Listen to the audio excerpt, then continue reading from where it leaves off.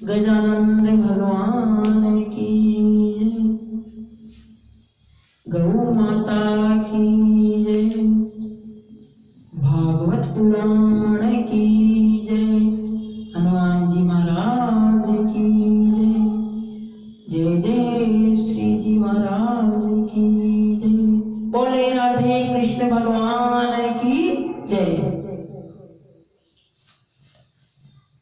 भागवत पुराण, भागवत पुराण महायज्ञ, सप्ताह जी का महायज्ञ प्रवचन। अब देखो, ये बहुत ही सुंदर प्रयोजन है भगवान का, भगवान से मिलाने का। और भागवत कथा में ध्यान एकाग्र रखना चाहिए, कान एकदम भागवत कथा से जुड़ जाए और ज्ञान पूर्वक सुना जाना चाहिए, ध्यान पूर्वक सुना जाना चाहिए। और देखो, एक आसन पर बैठकर भागवत कथा का श्रवण करें। सूत जी कहते हैं कि एक बार बद्रीनाथ धाम में विराजित सनत कुमारों ने नारद जी से पूछा कि आप इतने भागवत क्यों कर रहे हैं और इतने उदास क्यों हैं। तब देखो नारद जी कहने लगे सनत कुमारों से और बोले कि मैं पृथ्वी पर भ्रमण कर रहा हूं, लेकिन कुरुक्षेत्र में गया, हरिक्षेत्र में गया और संतों के आश्रम में गया, घर घर में गया, लेकिन मुझे कहीं शांति नहीं मिली। सेतुवन रामेश्वर में गया, लेकिन मुझे शांति मिली नहीं। अब ये चारों तरफ में पृथ्वी पर भ्रमण करके आ गया, लेकिन मन की शांति नहीं मिली। क्यों? क्योंकि धर्म का प्रभाव कम हो रहा है और धरती पर पाप बढ़ रहे हैं। अधर्म का मित्र जो कली है ना, उसने सभी लोगों की बुद्धि को बिगाड़ दिया है, विकृत कर दिया है। और घर की मुखिया तो बहू बन गई है। चलो ठीक है, घर की मुखिया बहू है जब तक तो ठीक है, परंतु सलाहकार साले जी हो गए हैं। देखो, यह है कलयुग का प्रभाव। परंतु नारद जी ने कहा कि जब मैं वृंदावन में गया तो मैंने क्या देखा, एक कौतुक दृश्य देखा कि दो वृद्ध पुरुष मूर्छा में पड़े हैं और उनके पास में एक स्त्री चारों तरफ देख रही है और वहां बैठी हुई है। मुझे मालूम चला कि वह स्त्री और कोई नहीं, वह स्त्री तो भक्ति माता थी और जो दो वृद्ध पुरुष हैं वो ज्ञान और वैराग्य थे। अब देखो, हाथ जोड़कर जब वो स्त्री मुझसे कहने लगी, नारद जी बोले संत कुमारों से कि जब वो स्त्री हाथ जोड़कर मुझे कहने लगी कि मेरी कष्ट की निवृत्ति करा दो, और ये दोनों पुत्र हैं मेरे, जो वृद्ध पुरुष हैं उचित अवस्था में, ये दोनों पुत्र मेरे ही हैं। तब उन्होंने, नारद जी ने वेदांतों का पाठ किया, परंतु देखो सज्जनों, कुछ भी नहीं हुआ। अब आकाशवाणी हुई कि भागवत ज्ञान यज्ञ का साप्ताहिक प्रवचन सुनाओ, 7 दिन तक भागवत पुराण की कथा सुनाओ, यही एक साधन है। नारद जी ने संत कुमारों से कहा कि देखो, वेद रूपी कल्प वृक्ष का जो अमृत में फल है ना, वही भागवत है। वेदांतों का जो रसमय सार है वही भागवत है। नारद जी ने पूछा, कथा तो कही जाएगी, लेकिन कथा ये कहाँ करें? गंगा नदी के तट पर एक आनंद व्यास बनाया और तुलसी जी की स्थापना की। नारद जी तो श्रोता बने और जो संत कुमार हैं, संत कुमार वो बने वक्ता और नारद जी बने श्रोता। अब भक्ति को, भक्ति माता ज्ञान और वैराग्य को लाया गया और यजमान बने। नारद जी विरक्त हैं, फिर भी देखो यजमान बने। हजारों संतों की भीड़ लग गई और कुंभ जैसा वातावरण बन गया। संत कुमारों से नारद जी ने प्रश्न पूछा कि देखो, अगर कोई भक्त भगवान की कथा सुनता है, भागवत पुराण की कथा सुनता है, उसको मुक्ति मिलती है। जब तक तो ठीक है, परंतु अब जैसे कोई पापी है, दुराचारी है और वो पाप करते करते मर जाता है, तो क्या उसको भी मुक्ति मिलती है? हाँ, उसको भी मुक्ति मिलती है। एक साधन है कि जैसे मुक्ति मिलती है उसको मृत्यु होने के बाद, अगर वो भूत पिशाच भी बन जाता ना, तब भी उसको मुक्ति मिलती है उसके नाम से, अगर भागवत पुराण की कथा सुनाई जाए। हमें नारद जी ने बोला कि हमें तो विस्तार पूर्वक आप बताइए।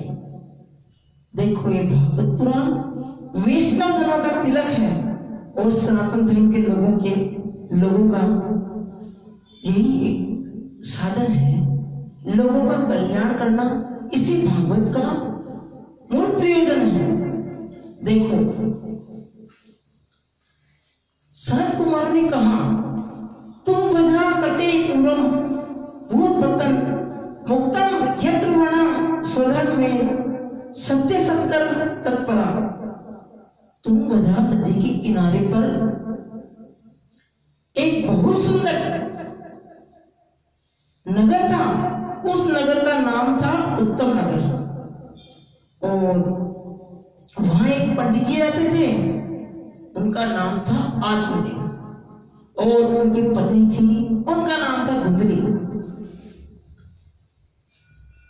पंडित जी बहुत सुशील थे, मितव्ययी थे और परिमितवासी थे, बहुत सद्गुण थे। लेकिन धुंधली जैसा नाम वैसा ही काम, कर्कश होनी और झगड़ालू प्रवृत्ति की। परंतु देखो सज्जनों, किसी किसी को बहुत अच्छी कला थी। क्या कि जब वो पंडित जी शाम को आते ना, तो फिर हाथ जोड़कर उनका स्वागत करते, जैसे अनुसुईया सती के बाद इनका ही नंबर, धुंधली जी का ही नंबर हो, ऐसे बनावटी प्रेम। देखो, भगवान कहते हैं कि मुझे बनावटी प्रेम अच्छा नहीं लगता है। भगवान क्या कहते हैं? मुझे बनावटी प्रेम अच्छा नहीं लगता है। निर्मल मन जन सो मोहि पावा, मोहि कपट चल चीरन भावा। निर्मल मन जन सो मोहि पावा, मोहि कपट चल चीरन भावा। भगवान कहते हैं कि मुझे तो देखो, जिसका भाव, जिसका हृदय कोमल है, निर्मल है, उसी के मन में उसी के हृदय में निवास करता हूं। देखो, ब्रजवासी कोई ज्ञानी नहीं थे, न पढ़े लिखे थे, वे तो केवल बस यही चाहते हैं कि गोविंद मेरा है और मैं गोविंद का। हम तो सब गोविंद के ही हैं। आठों पैर आठों याम कृष्ण को ही याद करते रहते हैं। आठों पैर आठों याम कृष्ण को ही याद करते। अब देखो,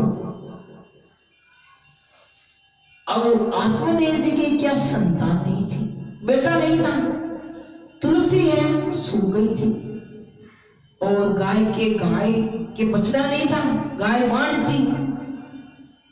अब पंडित जी तो बहुत सुशील थे, विद्वान थे, परंतु आप जानते हो जब अच्छे पड़ोसी होते हैं ना तो घर को उखाड़ फेंकते हैं।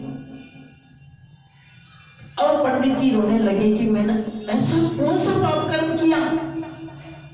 बहुत दुखी रहने लगे कि मेरी संतान नहीं है, ऐसा कौन सा मैंने पाप कर दिया। अब देखो पंडित जी जंगल में चले गए और जंगल में जाकर रोने लगे। तब एक महात्मा जी निकले वहां से, कहते हैं कि विद्वान ब्राह्मण लगता है, परंतु ये इस जंगल में कैसे? कथम रोदसी विप्रतुम काटे चिंता वन्यसी वन तुम सतरम महर स्वस्य दुखस्य कारण। हे पंडित जी, आप रोते क्यों? आपके रोने का कारण तो बताओ, आप इतने दुखी क्यों हो? पंडित जी ने कहा कि महात्मा कि मैं आपके चरणों में प्रणाम करता हूं, बस मेरा एक ही कारण है कि मेरी संतान नहीं, मेरे बेटा नहीं है। तो महात्मा जी ने कहा तो इसमें क्या हुआ? संतान नहीं है तो गोविंद को ही अपना पुत्र समझो, मेरे भगवान बालकृष्ण को ही अपना पुत्र समझो। तो देखो पंडित जी ने पंडित जी को कहा कि ये संसार तो असार है, इसमें कोई सार नहीं है। आपके मन में जो इच्छा है, जो कामना है, ये सब व्यर्थ है। संत कहते हैं कि ये सब अज्ञान है। पंडित जी आप तो समझते हो कि अगर पुत्र हो जाए तो भगवान के ऊपर आपकी बहुत बड़ी कृपा हो गई। नहीं नहीं, ये सब मिथ्या है, ये सब गलत बात है, ये सब गलत है। क्यों? क्योंकि अगर हमारे पुत्र नहीं होगा, अगर पुत्र हो जाता है मान लो, तो वो क्या हमारी सेवा कर सकता है? ये कोई गारंटी नहीं है। और अगर पुत्र ना होता है, नहीं होता है, तो हम 2-4 वर्ष रो लेंगे, 2-4 वर्ष हमारे व्यर्थ चले जाएंगे रोने में, लेकिन जीवन भर तो नहीं रुलाएगा। लेकिन अगर पुत्र नालायक हो जाता है तो हमें जीवन भर रुलाएगा। तो आप तो भगवान श्री कृष्ण को ही अपना पुत्र मानो। और वो क्या करता है? अगर पुत्र हो भी जाता है तो हम उसको शिक्षित करते हैं, लेकिन अंत समय में लालन पालन करते हैं। लेकिन अंत समय में वो क्या करता है? वो हमारी ही खोपड़ी के ऊपर डंडा मारता है, और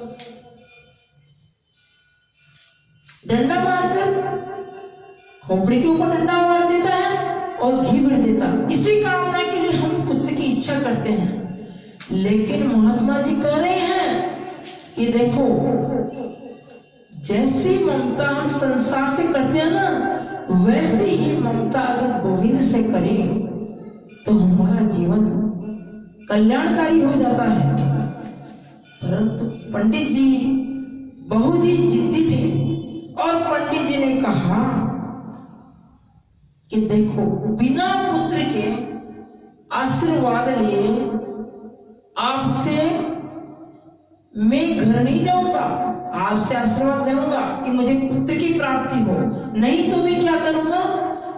यहां सर पटक के और मर जाऊंगा। अब महात्मा जी को दया करना आ गई कि देखो, मैंने आपकी मस्तिष्क रेखा देखी है कि आपको 7 जन्म में भी पुत्र नहीं है। परंतु पंडित जी कहने लगे कि कैसे भी करके मुझे पुत्र की प्राप्ति हो। तो महात्मा जी ने एक फल दिया कि अपनी पत्नी को जाकर ये फल खिला दिया। अब वो घर गए, पत्नी को फल दिया और पत्नी ने उस फल को गाय को खिला दिया। और एक उसकी सखी थी, उसकी सहेली थी, उसको बोला कि जब तेरी संतान हो जाए तो ये संतान मुझे दे देना और मैं तुझे बहुत सा धन दे दूंगी। ठीक है। अब देखो, गाय के गोकर्ण नाम का, गाय के गोकर्ण नाम का पुत्र हुआ। अब उसका शरीर तो मनुष्य जैसा, परंतु उसके जो कान हैं और बहुत लंबे लंबे गाय जैसे। और फिर जब उसकी सहेली के जो लड़का हुआ, उसको धुंधली के पास भेजा गया और धुंधली ने कहा कि ये मेरा पुत्र है। पंडित जी आत्मदेव को बोला कि ये मेरा पुत्र है, तो उसका नाम क्या रखा? धुंधकारी। गोकर्ण ज्ञान पंडित तो धुंधकारी महाखल। गोकर्ण महाज्ञानी था और ये जो धुंधकारी था बहुत ही दुष्ट प्रवृत्ति वाला बालक। अब देखो, कहते हैं ना कि घर में एक ही पुत्र हो, सुपुत्र, तो ये अपने खानदान को तार देता है। जैसे कि करोड़ों तारे मिलकर भी नभ को प्रकाशित नहीं कर सकते हैं, उसी प्रकार ये पुत्र सूर्य के समान प्रकाश, जैसे सूर्य प्रकाश देता है, उसी प्रकार ये पुत्र अगर एक ही हो, सुपुत्र, तो ये घर को तार देता है। और जब एक पुत्र हो ना, तो माता पिता को क्या करना चाहिए? माता पिता को उस पुत्र में संस्कार डालने चाहिए। अब क्या था, धुंधकारी को वो संभाल नहीं पाई और वो सोना चांदी सब बेचने लगा, ताश पत्ती खेलने लगा, शराब पीने लगा और इतनी दुष्ट प्रवृत्तियां हो गई। सज्जन चोरी करने लगा।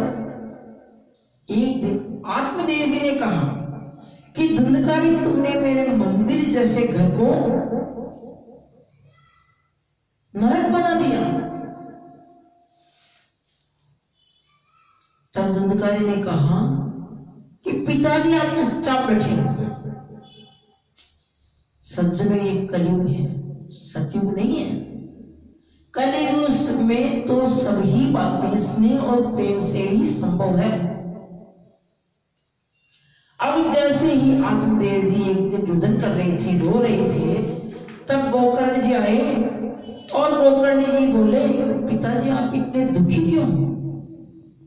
आपके दुख का कोई कारण? तो उन्होंने बोला, पिताजी ने, कि मेरे मन में इतनी विरक्ति नहीं है कि मैं जंगल में चला जाऊं।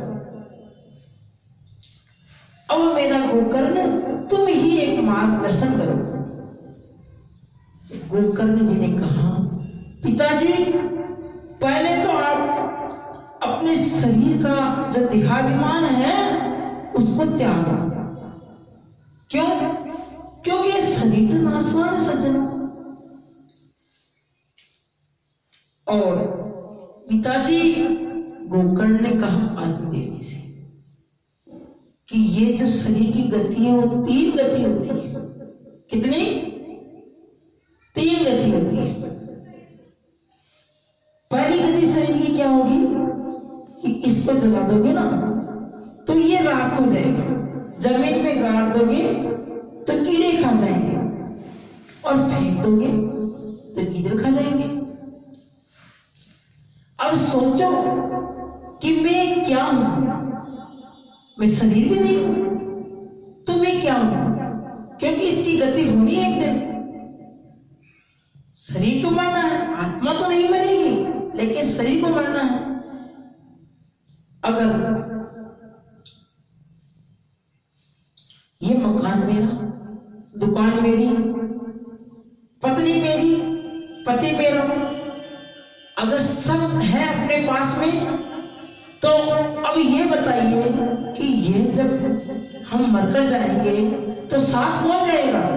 कोई भी साथ नहीं जाएगा, है? तो ये तो सब वहम है सज्जनों, नाटक है। भक्तों, एक बात याद रखना कि हम अकेले आए हैं और हमें इस संसार को छोड़कर अकेले ही जाना है।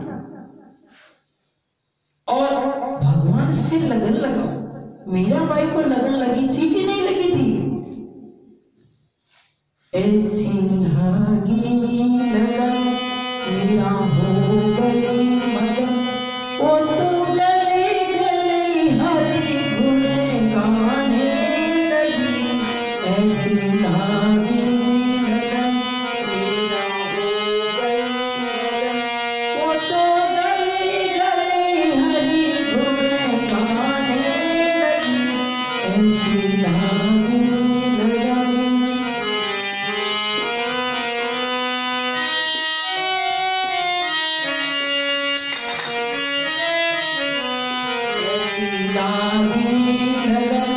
मीरा हो गई मगन, वो तो गली गली हरी गुण गाने लगी।